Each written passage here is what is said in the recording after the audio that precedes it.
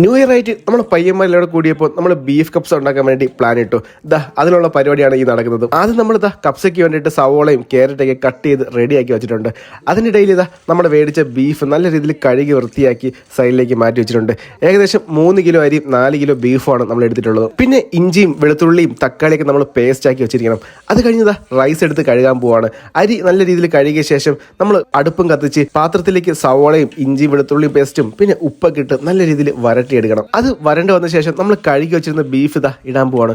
Beef നല്ല രീതിയിൽ ഇളക്കിയിട്ട് അതിലേക്ക് മഞ്ഞപ്പൊടിയും മുളക് പൊടിയും കപ്സ മസാലയൊക്കെ ഇട്ട് ഒന്നുകൂടി നല്ല രീതിയിൽ ഇളക്കണം. ആവശ്യത്തിന് വെള്ളം ഒഴിച്ച് അതിലേക്ക് നമ്മൾ നേരത്തെ റെഡിയാക്കി വെച്ചിരുന്ന ടൊമാറ്റോ പേസ്റ്റ് ഒഴിച്ച് നാരങ്ങ നീരും പിഴിഞ്ഞ് ബീഫ് നമ്മൾ വേവിക്കാനായിട്ട് ഏകദേശം 1/4 മണിക്കൂർ അടുപ്പിൽ വെച്ചിരിക്കണം. അതിനുശേഷം അതിലേക്ക് നമ്മൾ ഉണക്ക നാരങ്ങയും പച്ചമുളകും മല്ലിയിലൊക്കെ ഇട്ട ശേഷം നമ്മൾ കഴുകി വെച്ചിരുന്ന അരി ഇടുകയാണ്. അരി ഇട്ട് ഏകദേശം നമ്മൾ 3/4 മണിക്കൂറോളം നമ്മൾ വേവിക്കാനായിട്ട് അടുപ്പിൽ വെച്ചിരിക്കണം. അത് കഴിഞ്ഞ് നമ്മൾ ദം ചെയ്യാൻ വേണ്ടി പോവാണ്.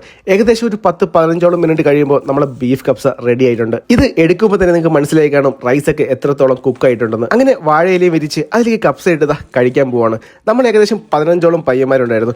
എല്ലാവരും കൂടെ കൂട്ടിയിട്ട് ഇങ്ങനെ കഴിക്കുമ്പോൾ കിട്ടുന്ന ഫീല് അത് വേറെ തന്നെയാണ്. അത് ഇങ്ങനെ ഇരുന്ന് കഴിച്ചവർക്ക് മാത്രമേ അറിയാൻ പറ്റത്തുള്ളൂ. അങ്ങനെ മയോണൈസ് ഒഴിച്ച് നമ്മൾ കഴിക്കാൻ പോവാണ്.